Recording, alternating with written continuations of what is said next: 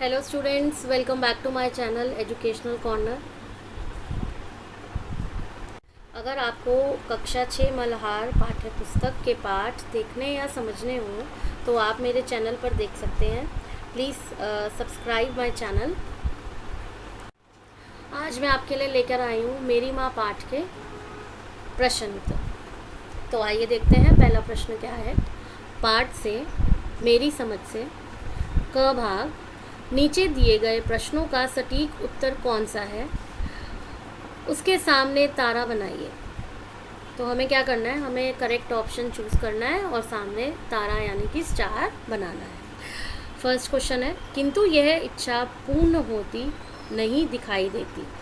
बिस्मिल को अपनी किस इच्छा को पूर्ण ना होने की आशंका थी?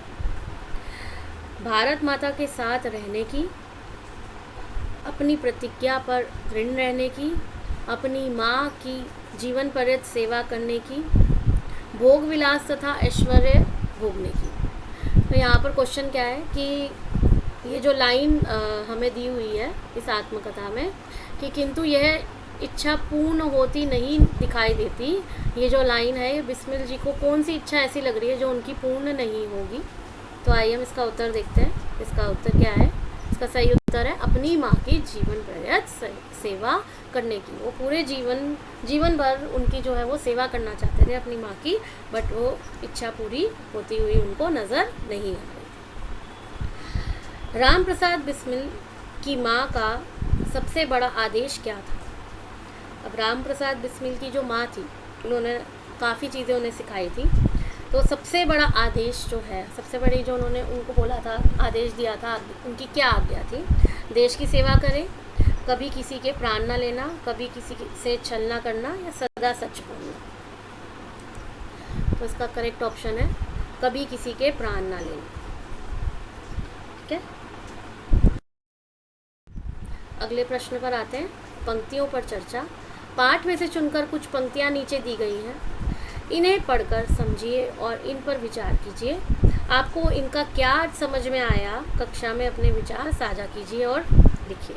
तो हमें यहाँ पे कुछ पंक्तियाँ दी हुई हैं जिनके अर्थ हमें जो है वो लिखने हैं। ठीक है, यदि मुझे ऐसी माता न मिलती तो मैं भी अति साधारण मनुष्य की भांति संसार चक्र में फंसकर जीवन निर्वाह करता।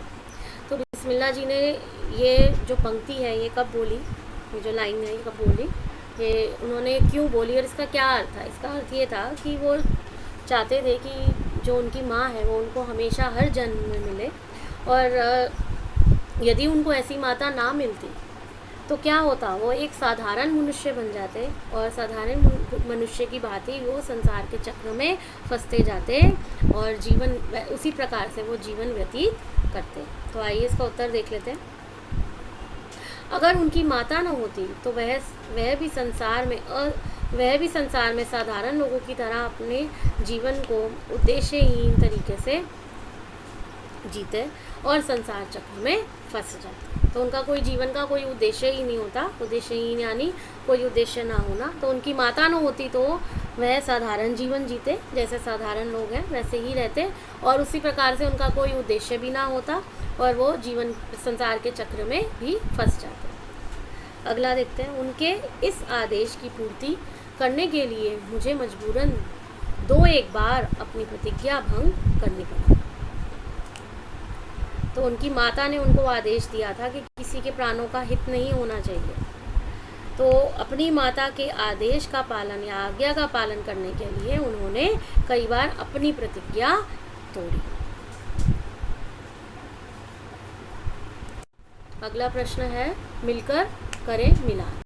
तो यहाँ हमें कुछ शब्द दिए हैं और यहाँ पर हमें अर्थ दिए हैं उनके, तो हमें इनको मिलान करना है। पाठ में से चुनकर कुछ शब्द नीचे दिए गए हैं, अपने समूह में इन पर चर्चा कीजिए और इन्हें इनके सही अर्थ या संदर्भों से मिलाइए। इसके लिए आप शब्दकोश, इंटरनेट, पुस्तकालय या अपने शिक्षकों की सहायता ले सकते हैं। तो यहाँ हमें शब्द दिए और यहाँ पर अर्थ दिए।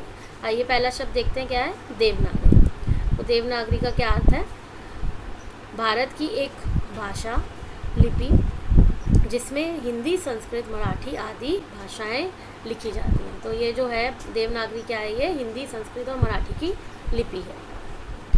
आर्य समाज महर्षि दयानंद द्वारा स्थापित की गई एक संस्था का नाम है आर्य समाज। मैजिनी इटली के गुप्त राष्ट्रवादी दल का सेनापति, इटली का मसीहा था जिसने लोगों को एक सूत्र में बांधा, एकजुट किया, वहाँ के लोगों को एक सूत्र में उनको बांधा। गोविंद सिंह सिखों के 10वें और अंतिम गुरु थे। उन्होंने खालसा पंथ की स्थापना की। तो ये इस प्रकार से यहाँ पर आप नंबर लिख सकते हैं या फिर इनका मिलान कर सकते हैं। ठीक है, चलते हैं अगले प्रश्न की ओर। सोच विचार के लिए पाठ को एक बार फिर से पढ़िए और दिए गए प्रश्नों के बारे में पता लगाकर अपनी लेखन पुस्तिका में लिखिए। अब हमें यहाँ दोबारा पाठ पढ़ना है और प्रश्नों के उत्तर जो है वो देने हैं। बिस्मिल की माता जी जब ब्याह कर आई तो उनकी आयु काफ़ी कम थी। तो पाठ पढ़ते वक्त हमने जाना था ये कि 11 वर्ष की आयु में उनकी शादी जो है वो हो गई थी। फिर भी उन्होंने स्वयं को अपने परिवार के अनुकूल कैसे ढाला। तो इतनी छोटी उम्र में भी शादी करके आई, फिर भी उन्होंने अपने परिवार में अपने आप को अपने परिवार में कैसे ढाला। उनकी माता छोटी उम्र में यानी 11 वर्ष में विवाह करके शाहजहाँपुर आई थी। उनकी दादी जी ने अपनी छोटी बहन को बुलाया था ताकि उनकी माँ को घर का कामकाज सिखा सके। तो ये हमने पाठ पढ़ते वक्त भी जाना था कि उनकी दादी जी जो थी उन्होंने थोड़े ही टाइम में छोटी बहन को बुलाया ताकि वो उनकी माँ को कामकाज सिखा सके। उन्होंने अपनी इच्छा शक्ति के बल पर स्वयं को कैसे शिक्षित किया। उन्हें पढ़ना लिखना नहीं आता था, उन्होंने खुद ही पढ़ने लिखने की ठानी। तो उन्होंने अपनी जो सहेलियां थी जो शिक्षित थी, जो पढ़ी लिखी थी, उनसे पढ़ना लिखना शुरू कर दिया। अगला प्रश्न, बिस्मिल को साहसी बनाने में उनकी माता जी ने कैसे सहयोग दिया। अब किस प्रकार से उन्होंने हेल्प करी, सहयोग दिया, सहायता की। उनकी माता जी के विचार बहुत उच्च थे और वही विचार उन्होंने बिस्मिल जी को सिखाए। तो उनकी जो माता जी के विचार थे वो बहुत ही उच्च थे, उदार थे। तो वही विचार जो है वो बिस्मिल जी को उन्होंने भी सिखाए, जिससे वह साहसी बन गए। आज से कई दशक पहले बिस्मिल की माँ शिक्षा के महत्व को समझती थी। बताइए कैसे। तो कई साल पहले की बात जो ये कर रहे हैं यहाँ पे कि बिस्मिल की जो माँ थी वो शिक्षा के जो एजुकेशन है, हम जो पढ़ाई करते हैं, लिखाई पढ़ाई के महत्व को समझती थी। कैसे?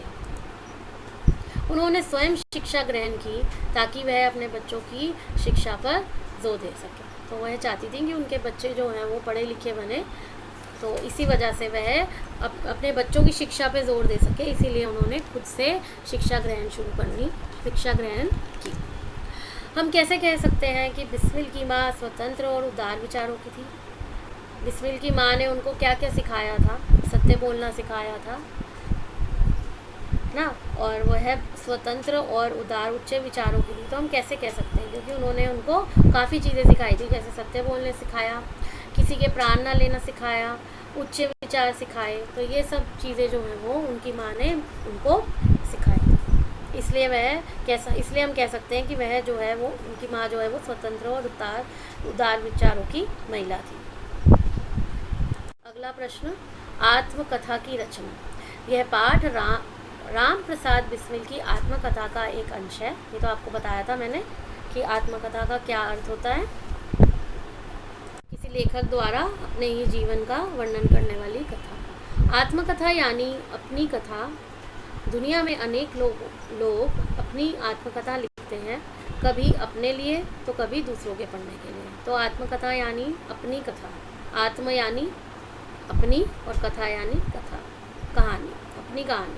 तो दुनिया में बहुत से लोग हैं जो आत्मकथा लिखते हैं, कभी अपने लिए, कभी हम अपने लिए लिखते हैं और कभी हम दूसरों के पढ़ने के लिए आत्मकथा लिखते हैं। इस पाठ को एक बार फिर से पढ़िए और अपने अपने समूह में मिलकर इस पाठ की ऐसी पंक्तियों की सूची बनाइए जिनसे पता लगे कि लेखक अपने बारे में कह रहा है। अब हमें करना क्या है? अब हमें इस पाठ में से इस पाठ को दोबारा पढ़कर अपने समूह में मिलकर बात करनी है कि इस पाठ में ऐसी कौन सी पंक्तियाँ जिनसे हमें ये पता लगता है कि लेखक अपने बारे में कह रहा है।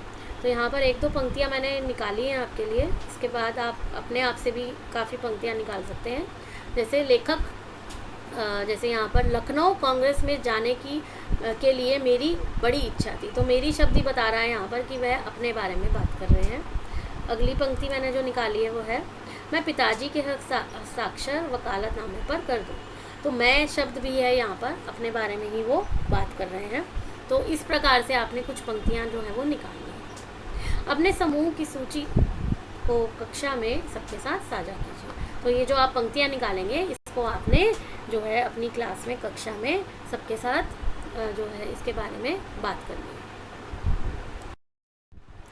अगला प्रश्न देखते हैं, शब्द प्रयोग तरह तरह के। माता जी उनसे अक्षर बोध करती। इस वाक्य में अक्षर बोध का अर्थ है अक्षर का बोध या ज्ञान। एक अन्य वाक्य देखिए, जो कुछ समय मिल जाता उसमें पढ़ना लिखना करती। इस वाक्य में पढ़ना लिखना अर्थात पढ़ना और लिखना, हम लेखन में शब्दों को मिलाकर छोटा बना लेते हैं, जिससे समय, स्याही, कागज आदि की बचत होती है। संक्षेपीकरण मानव का स्वभाव ही है। इस पाठ में से ऐसे शब्द खोजकर उसकी सूची बनाएं। तो यहाँ पर हमें करना क्या है, यहाँ पर हमें कुछ शब्द दिए हैं, जैसे अक्षर बोध, जिसका अर्थ होता है अक्षर का बोध या ज्ञान।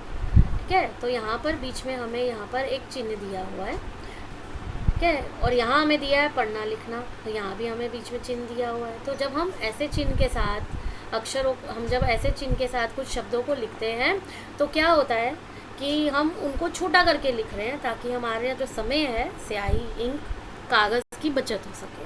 ठीक है, कि शॉर्टकट जो है, हम जो संक्षेपीकरण यानी कि शॉर्टकट जो है वो मानव का ही स्वभाव है। इस प्रकार से और भी पाठ में कुछ शब्द आए हैं, उसकी आपने सूची बनानी है। तो देखिए मैंने भी कुछ बनाई है, जैसे डांट फटकार कर, सखी सहेली, संसार चक्र। ठीक है, तो और भी शब्द ढूंढकर आप इसकी जो है वो सूची बना सकते हैं। ठीक है,